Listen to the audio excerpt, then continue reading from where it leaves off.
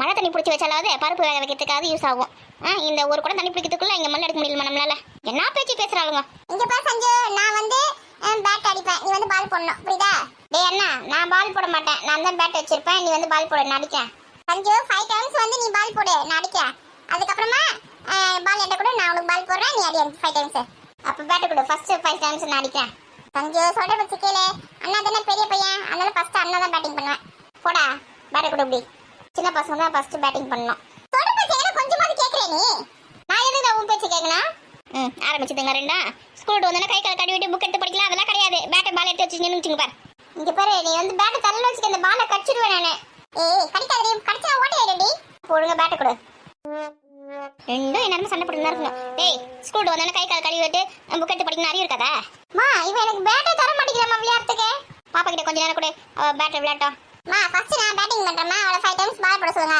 அதுக்கப்புறமா பேட் ஆட தரேன். அதுக்கப்புறமா அவளை பேட்டிங் பண்ண சொல்லுங்க. 5 டைம்ஸ் நான் பால் போடுறேன். முடியாதுமா. ஃபர்ஸ்ட் நான் தான் விளையாடுவேன், செகண்ட் அவனை விளையாட சொல்லுங்க. உங்களை இதே மாதிரி விட்டு வச்சுன்னா வேலைக்கே ஆகாது.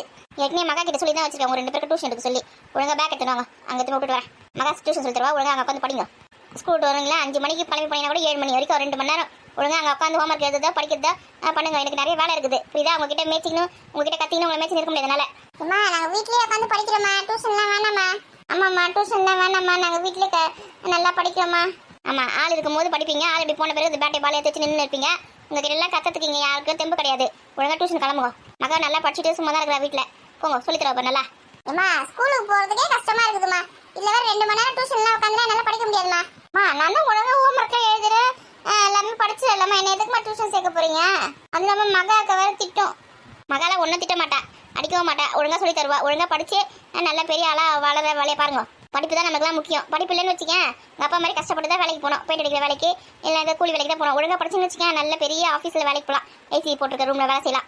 ஏன்னா எங்கன்னா வெயில தான் கஷ்டப்பட்டு வேலை செய்யணும். அம்மா நீங்கள் சொல்கிறதுலாம் சரிதாம்மா. நான் வந்து ஒரு 10th ஒரு +2 படிக்கும் போது டியூஷன் போகிறேன், இப்போல்லாம் வேணாம். ஆமாம்மா, எங்கள் ஸ்கூலில் வந்து டியூஷனுக்குலாம் போகக்கூடாது சொல்லியிருக்காங்க. வீட்டிலே தான் உட்காந்து படிக்கணும், டியூஷனுக்குலாம் போகணும்னு தெரிஞ்சிச்சுன்னா அவ்வளோதான் அப்படி சொல்லியிருக்காங்க. உங்கள் மிஸ் நான் வந்து பார்க்க போகிறேன், வேணும் டியூஷன் போகிறேன் இல்லை வீட்டில் உட்காந்து படிக்கிறேன்னு. அவங்க கஷ்டம் அவனும் தெரியும். ஒழுங்கா மரியாதையாக கிளம்புங்க, பேக் எடுத்துங்க. அம்மா டியூஷன்லாம் சேர்ந்துட்டா விளையாட முடியாதும்மா. அம்மா ஸ்கூலில் ஒரு பாட்டே சொல்லி தந்துருக்காங்கம்மா. என்ன பாட்டா? ஓடி விளையாடு பாப்பா, நீ ஓய்ந்திருக்கலாகாது பாப்பா, கூடி விளையாடு பாப்பா, ஒரு குழந்தையை வையாதே பாப்பா. ஐயோ முக்கியமான லைனை மறந்து போயிட்டேன். காலை எழுந்தவுடன் படிப்பு, பின்பு கனிவு கொடுக்கும் நல்ல பாட்டு, மாலை முழுவதும் விளையாட்டு என்று பழக்கப்படுத்திக் கொள்ளு பாப்பா. இந்த பாட்டு தான், இந்த பாட்டு தான். இந்த பாட்டுல கூட பாத்தீங்களா, மாலை முழுவதும் விளையாட்டு அப்படி சொல்லிருக்காங்க. காலையில படிக்கணும், அதுக்கப்புறம் பாட்டு கேட்கணும் அப்படியே சொல்லியிருக்காங்க. அதுதான் நம்ம கடைபிடிக்கணும். மாலை முழுதும் நீங்கள் விளையாடி நினைச்சு ஹோம்ஒர்க்லாம் யார் எழுதுது, யார் படிக்கிறது? அதெல்லாம் அந்த காலத்தில் எழுதி வச்சுக்காங்க. இப்போல்லாம் வந்து ஸ்கூல் வந்தோன்னே படிக்கிற வேலை தான் முக்கியமான வேலை. நீங்கள் ஸ்கூலில் வந்து கற்றுக்கிட்டு இங்கே வந்து திரும்பவும் எழுதி பார்த்து படித்தாதான் உங்கள் மண்டையில் ஏறும். வா பேக் எடுத்துன்னு வா, மகா கிட்ட சொல்லி விட்டுட்டு வரேன். ஏம்மா எனக்கு சாக்கெட் வாங்கி கொடுத்தா நான் டியூஷனுக்கு போவேன். சாக்கெட் தானே இருக்கு, வரேன். ஐயா ஜாலி ஜாலி ஜாலி, நாங்க டியூஷனுக்கு போறோமே. இந்த பள்ளி வேற ஒரு சாக்கெட்டுக்காக டியூஷனுக்கு போறேன்னு ஒத்துக்கிறேன். இந்த நம்ம எவனா டியூஷன் போக முடியும்? ஸ்கூலுக்கு போறதுக்கே கஷ்டமா இருக்குது, இல்லை டியூஷன்லாம் வேற. இந்த அம்மா வேற சொல்ற கேட்க மாட்டேங்கிறாங்க. இங்கே பாருங்க, 2 பேரும் இனிமேல் ஸ்கூல் வந்தோடனே அழகாக கை கால் மூஞ்சிலாம் கழுவிட்டு அம்மா என்ன ஸ்நாக்ஸ் செஞ்சு வச்சிருப்பேன், அதை சாப்பிட்டுட்டு அழகாக தலை வரி பவுடர் அடிச்சுன்னு டியூஷனுக்கு போய் உட்காந்துட்டு 7 மணி நேரம் படிச்சுட்டு வந்து வீட்டில் சாப்பிட்டு கம்மன் படிச்சு தூங்கணும். அம்மாக்கு நிறைய வேலை இருக்குது. ஒரு காய்கறி வியாபாரம் வேறு ஆரம்பிச்சிருக்கேன்ல, அந்த வேலை பார்க்கணும். நான் உங்கள் பின்னாடியே என்னால் கத்தி நிற்க முடியாது, புரிஞ்சுதா? ஒழுங்காக சொல்கிற பற்றி கேட்டு பொறுப்பாக நடந்துக்கணும்.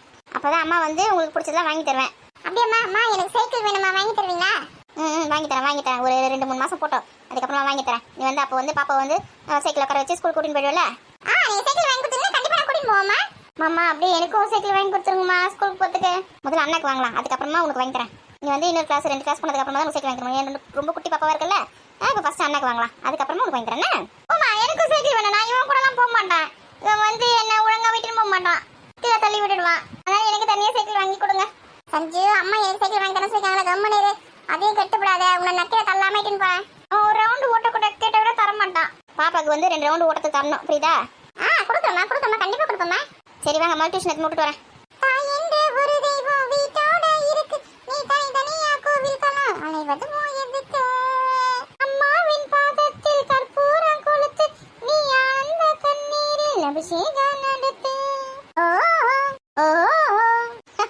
சைக்கிள் வாங்கி தர சொன்ன பாட்டை பத்தியா? இந்த மகாவுக்கு கல்யாணம் பேசி முடிச்சிடலான்னு பார்த்தா இந்த அண்ணன் பிடிப்பட்டே வரல. எப்போதான் கல்யாண பேச்சு எடுக்கிறது? இல்லைன்னா பேசாம மகா வேலைக்காக அனுப்பிச்சு விட்டுடலாமா? ஒன்றுமே புரிய மாட்டேங்குது. வேலைக்கு அனுப்புற இடத்துல லவ் கிவ் ஆகிப்போச்சுன்னா அந்த பையன் தான் கல்யாணம் பண்ணிப்போம். ஒத்த காலம் நின்னா என்ன பண்ணுறது? அண்ணன் பையனை கல்யாணம் பண்ணி வச்சா கொஞ்சம் பாதுகாப்பாகவும் இருக்கும், சொந்தமாக விட்டு போவாதுன்னு பார்த்தா இந்த அண்ணன் பிடியே கொடுக்க மாட்டேங்குது. கடவுளே, அந்த கூட இது என்னக்கா தனியா உட்காந்து பேசினிருக்கேன்? வாரணி பொம்பளை பிள்ளைங்களை பெற்றுட்டால புலம்ப வேண்டியதாக இருக்குது. அடி வயிற்றுல நெருப்பை கட்டி நிற்க வேண்டியதாக இருக்குது. வேலைக்கு அனுப்புறதுக்கும் பயமா இருக்குது, வீட்டில் வச்சுக்கிறதுக்கும் முடியல. ஏக்கா உன் பசங்க வேலைக்கு அனுப்புறதுக்கு நீயே பயப்படுற? உன் பசங்க தங்க மாதிரி, அதுங்களாம் நீ வேலைக்கு அனுப்புறதுக்கு பயப்படாத. நம்ம பிள்ளைங்க நல்ல பிள்ளைங்க தான், காலம் கெட்டு போயிருக்குல்ல. நீ எங்க முருங்கைக்கீரையும் கையுமா வந்திருக்கா? ஏக்கா எங்க வீட்டுல பெரிய முருங்கைக்கிழமை ஒன்று போய் இருந்தது பத்தியா? அடிச்ச காத்துல அது உடஞ்சி விழுந்துருச்சு. அதான் நிறைய கீரை இருந்தது. சரி இப்போ நீ தான் பத்திரம் முருங்கைக்கீரை இருக்கான்னு கேட்டுனே இருப்பல, அதான் உனக்கு கொடுத்துருப்பலான்னு வந்தேன். ஏண்டியா காலையிலே எடுத்து வந்து கொடுத்துருந்தால ஒரு பொரியலாக செஞ்சுருக்கலாம், அவ்வளோ சாம்பாராவது வச்சிருக்கலாம். இப்போ சாயங்காலம் வந்து கொடுத்துருக்கேன். என்ன பண்ணுறது? நானே நைட்டில் கீரை சாப்பிடக்கூடாது, கீரை சாப்பிட்டா ஜீரணம் ஆகாது. ஐயோ உன்னை இப்போ நைட்ல செய்ய சொன்னேன். எடுத்து நல்லா உருவி ஒரு கவரில் போட்டு ஃப்ரிட்ஜில் வச்சுக்கேன். காலையிலேக்கு நல்லா இருக்கும். அப்படியே சொல்கிற கீரை பார்த்தியா எப்படி தலை இருக்குது? எல்லாம் கீரை சாம்பார் வச்சு அவ்வளோ மனமா இருக்கும். ஆமாடி இளங்கீரை சாம்பார் போட்டால் செம்மையாக இருக்கும்டி. முருங்கைக்கீரை சாம்பார் வச்சுட்டு உருளைக்கிழங்கு வறுவல் பண்ணிட்டு வச்சுக்க, அவ்வளோ சூப்பராக இருக்கும். அதான் நீ முருங்கைக்கீரை ரொம்ப ஆசைப்பட்டு கேட்பேன்னு சொல்லிட்டு எடுத்துட்டு வந்தேன். இந்தா முருங்கைக்கீரை சாப்பிட்டு வச்சுக்க, வாரத்தில் 2 நாள் அம்மா வீட்டில் இருக்கும்போது வாரத்தில் 2 நாள் சாப்பிடும். இந்த முது வலி கை கால் வலி எதுவுமே இருக்காது. இங்கே வந்த பிறகு தான் நான் வீட்டில் வந்து முருங்கை மரம் நட்டு வைக்கிறேன், வளரவே மாட்டேங்குது. இப்போ கொஞ்ச நாள் எனக்கு முது வலி பிரச்சனை இருக்குது. இந்த கீரை வாரத்தில் 2 நாள் சாப்பிட்டா வச்சுக்கேன், அந்த முது வலிலாம் இருக்கிறன்னு தெரியாமல் காணாமல் போயிடும். அப்படியா? அதுக்கு தான் இப்போ பத்தில முருங்கைக்கீரை இருக்கான்னு வந்து கேட்டு நிற்கே நீ. ஆமாண்டி, வயசு பசங்களும் கொடுக்கலாம். ரொம்ப நல்லது உடம்புக்கு, கண்ணுக்கு நல்லது, இரும்பு சத்து, காய்ச்சல் சத்து எல்லாமே இந்த முருங்கைக்கீரை இருக்குன்னு சொல்கிறாங்க. வயசு பசங்களுக்குலாம் இந்த பீரியட் டைமில் வந்து அப்போ இடுப்புல வலிக்காது இல்லை சாப்பிட்டா. கொடுக்க முருங்கை மரத்தில் நிறைய கீரை இருக்குது. நம்ம அதிசயமா இல்லைன்னா மொத்தமாக கொட்டிட்டு இருக்கோம், இல்லைன்னா வந்து கம்பளி பூச்சி வந்து கொஞ்சம் டைமுக்குலாம் என் வீட்டு மரங்க மரத்தில் நிறைய கீரை இருக்குது. அதில் ஒரு கதை உடஞ்சி விழுந்துச்சு. கீரை வேணா வந்து கேட்டுறேன். எனக்கு வாரத்தில் 2 நாள் மட்டும் கொடுத்துட்றி. சரிக்கா, நான் வந்து சின்னவளை அனுப்பிச்சி விட்றேன். உடச்சு கொடுத்துரு, காசு கூட வாங்கிக்கோ. ஐயோ நம்மளுக்குள்ளே எதுக்குக்கா காசுலாம்? வீட்டை சும்மா வளர மாத்த உடச்சு தரப்பா, இதுக்கு எது காசு? வேணாண்டி, அது உன் வீட்டு மரம், நீ கஷ்டப்பட்டு அதை பாதுகாத்து வளர்க்குற. ஒரு 20 ரூபாய்க்கு மட்டும் கொடு. என்ன ஒரு வாரத்துக்கு 2 வாட்டி 20 ரூபாய் கொடு. வேணாக்கா காசுலாம் வேணாக்கா, ஃப்ரீயாகவே வாங்கிக்கிறேன். இதே காசு கொடுத்து வாங்கினா தானே சாப்பாடு விட்டோம். ஃப்ரீயாக கொடுத்தேன்னு வச்சுக்கேன், நான் சாப்பாடுல உனக்கு புண்ணியம் வந்துடும். ஃப்ரீயெல்லாம் வேணாம், என்ன காசு கொடுத்து வாங்கிக்கிறேன். நீ சொன்னா கேட்க மாட்டேன், எனக்கு புண்ணியம் வரக்கூடாதுன்னு நினைக்கிறல. அப்படி இல்லடி, நம்ம கிட்ட வந்து காசுல என்ன பரவாயில்ல, கடவுள் புண்ணியத்தில் கடவுள் படி அளக்குறாரு. அதனால எதுவுமே ஃப்ரீயாக வாங்கக்கூடாது. ஒரு வாட்டி 2 வாட்டி வாங்கலாம். வாரத்துக்கு 2 வாட்டினா ஃப்ரீயாக வாங்கினா உனக்கு 3 லட்சம் மாதிரி இருக்காது. ஐயோ வந்துச்சிங்களா வாங்கி போகிறதுக்கு ஃப்ரீயாக அப்படின்னு சொல்லிட்டு இருக்கோம். காசு கொடுத்து வாங்கினா வந்துட்டீங்களா, கொடுங்க காசு அப்படி சொல்லிட்டு நீயும் ஒரு சந்தோஷமா ஒரு திருப்தியாக கொடுப்பேன். புரியுதா கிரியா? என்னமோ போ, நீ சொன்னா கேட்க மாட்டேன். சரி உக்காரடி. இல்லைக்கா வீட்டில் கொஞ்சம் வேலை இருக்குதுக்கா. இன்னும் தோச்சு துணி மடிச்சு வைக்கல. நைட்டுக்கு டிஃபன் சமைக்கணும், நிறைய வேலை இருக்குக்கா. இந்த பசங்க வர வீட்டில் ஆள் இருந்தால் தான் புக் எடுத்து படிக்கிறேன்னுங்க, இல்லைன்னா சண்டை போட்டுன்னு அமக்கலம் பண்ணி இருக்குங்க. பசங்க கொஞ்சம் பெரிய பசங்களாம் ஆகிற வரைக்கும் அப்படி தான் அமக்கலாம். இந்த காலேஜில் எதுக்கு தான் இந்த ட்ரெடிஷ்னல் ட்ரெஸ்லாம் போட்டு சொல்கிறாங்களோ, கசான்னு இருக்குதுமா. வந்துட்டா வயடி. அம்மா சூடாக ஒரு காஃபி போட்டு வைங்கம்மா. இந்த முதல் ட்ரெஸ் அவுத்து போட்டு வேற போட்டுன்னு வரேன். எப்படி தான் நம்மளாம் தினமும் புடவை கட்டி நிற்காங்கன்னு தெரியல. பார்த்துக்கோ, தினமும் நம்மளாம் எப்படி புடவை கட்டி நிற்கணும்னு கேட்டு போகிறேன். பசங்களுக்கு என்னைக்காவது ஒரு நாள் இந்த மாதிரி பாவாடை தாவணி போடணும், புடவை கட்டினா கஷ்டமாக தான் இருக்கும். இவன் படிக்கிற காலேஜில் வாரத்தில் 1 நாள் பொங்கல், தீபாவளி, விநாயகர் சதுர்த்தி, ஓணம் பண்டிகை அது இதுன்னு சொல்லிட்டு ட்ரெடிஷ்னல் ட்ரெஸ்ஸில் வந்துருங்க, பாவாடை தாவணி போட்டுனுவாங்க, புடவை கட்டினுவாங்க அப்படின்னு சொல்லிடுறாங்க. அவளுக்கு ரொம்ப கஷ்டமாக இருக்குது. இந்த மாதிரி ட்ரெஸ்லாம் போடணுன்னாலே போட்டுன்னு போயிட்டு வந்து இந்த மாதிரி புலம்பின்னு இருப்பா. பொம்பளை பிள்ளைங்க தாவணி கட்டினாலே ஒரு அழகுக்கா. பரவாயில்ல, இந்த காலேஜ்லயாவது ட்ரெடிஷ்னல் ட்ரெஸ்ஸில் வாங்க அப்படின்னு சொல்லிட்டு சொல்கிறாங்களே, அதனாலயாவது இந்த புடவை தாவணிலாம் கட்டுறாங்க. இல்லைன்னா அந்த பக்கம் எட்டி கூட பார்க்க மாட்டாங்க, வாங்கி வச்சுட்டு அப்படி இப்படி தான் பூச்சை போட்டுன்னு இருக்கும். ஒரு பக்கம் பொம்பளை பசங்க தாவணி புடவைலாம் கட்டுறதை பார்க்கறதுக்கு அழகாக இருக்குது, சந்தோஷமா இருக்குது. இன்னொரு பக்கம் அடி வயிற்றுல புளியை கரைக்குது.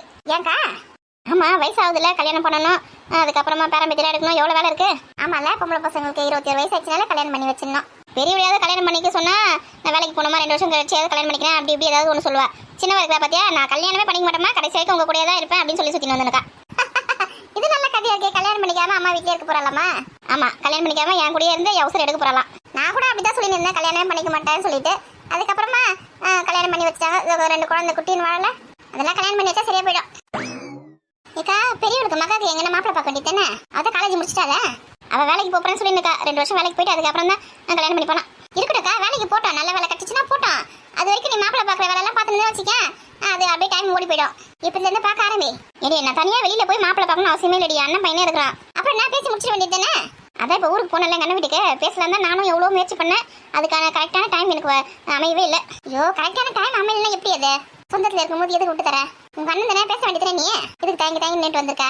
சொந்த அண்ணன் இருந்தாலும் பொண்ணு வீட்டுக்காரர் சரி, நான் போயிட்டு எப்படி உங்கள் பிள்ளை எங்கள் பொண்ணு கொடுங்க சொல்லி நான் கேட்க முடியும்? மாப்பிள்ளை வீட்டுக்காரங்க வந்து பொண்ணு கேட்டால் கூட பரவாயில்ல, நான் எப்படி வாய் விட்டு கேட்கறது சொல்லு? ஆமா உங்க அண்ணனே புரிஞ்சுன்னு இருக்கணும் அதை. என் வீட்டுக்காரர்கிட்டயும் நானும் எவ்வளோ சொல்லி பார்க்குறேன், கொஞ்ச நேரம் இருங்க அண்ணன் கிட்ட பேசணும் போன வரேன்னு அவரும் புரிஞ்சுக்க மாட்டேங்கிறாரு. இந்த வயசு பசங்களை வச்சு நான் தான் எல்லோல் பட்டு நடக்கும் தவிர மற்றவங்க எல்லாம் நிம்மதியா இருக்காங்க. உங்க அம்மா கிட்ட சொல்லியாவது பேச சொல்லுதானக்கா?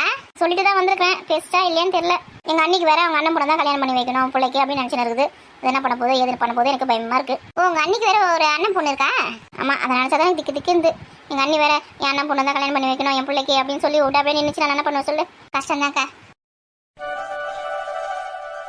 வாங்க மகா. ஏக்கா மகா எங்க இருக்காடி? இவ்வளவுதான் இருக்கா? கூப்பிடுக்கா. இந்த பசங்க ரெண்டுத்துக்கும் டியூஷன் சொல்லிட்டா சொல்லலாம்.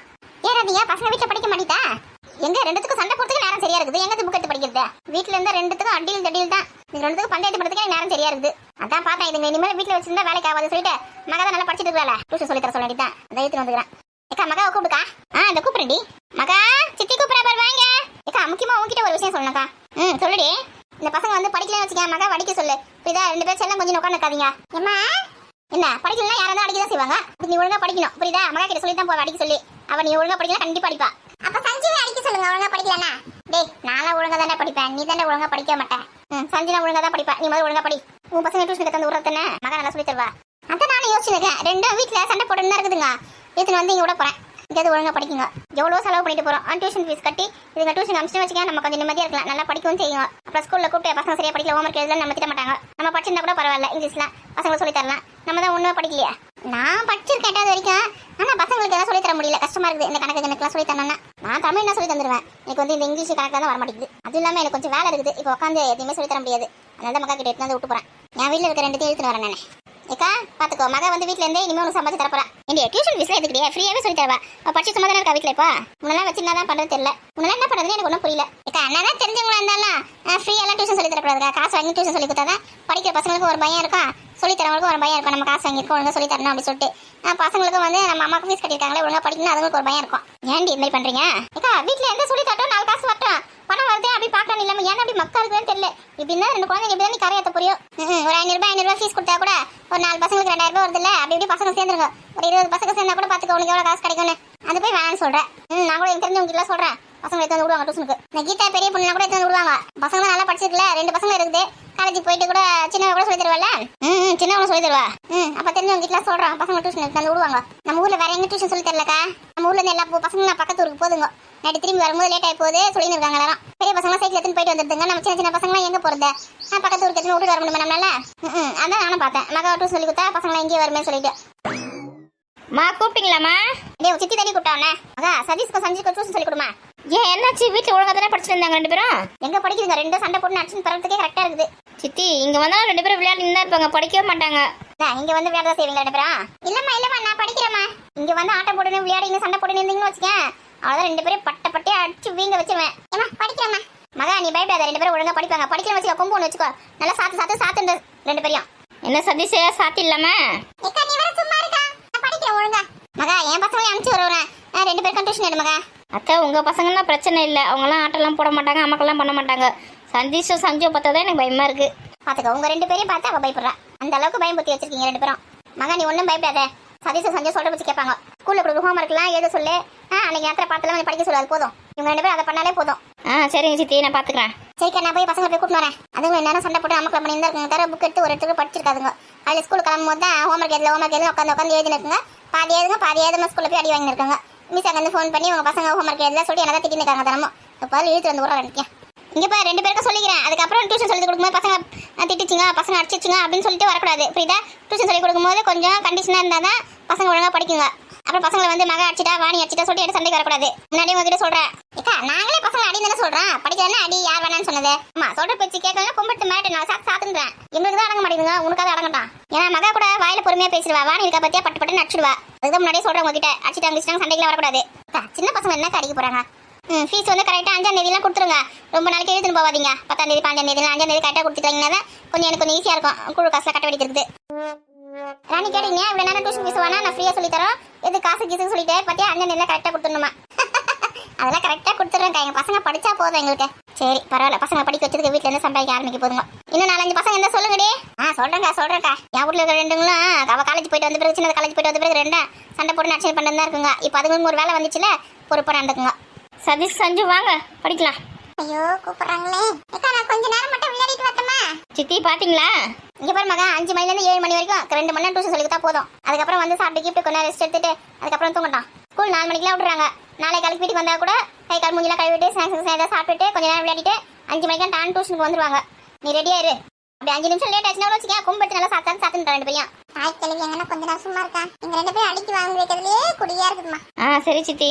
ஏன்டா நீ போய் பசங்களை கூப்பிட்டு சொல்லிட்டு இங்கே உட்காந்து ஏந்து போ மணி ஆகல. இந்த போறேன்க்கா.